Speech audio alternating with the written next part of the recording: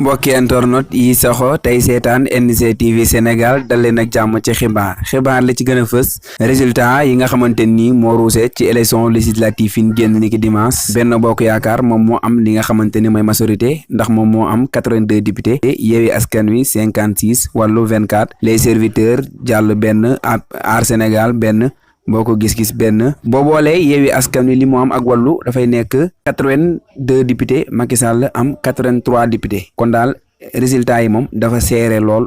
waaye ñu fàttali leen ni kon Benno Bokk Yaakaar moom dafa am li nga xamante ni mooy majorité waaye résultat yi dafa serré lool ñi nga xaar nag waaye Yewwi Askan Wi ñoom li jógee ci ñoom soit dañuy def déclaration wala soit dañuy bind communiqué wala dara waaye ñoom ba ni ñuy wax ak yéen defagul benn déclaration ndax résultat yi mi ngi door a jàll ndax résultat yi ñi ngi koy door a joxe ñi ki sànq yàggagul dara mais jombul ni fii ak ci kanam di ngeen jot ay réaction yu jógee ci waaye Yewwi Askan Wi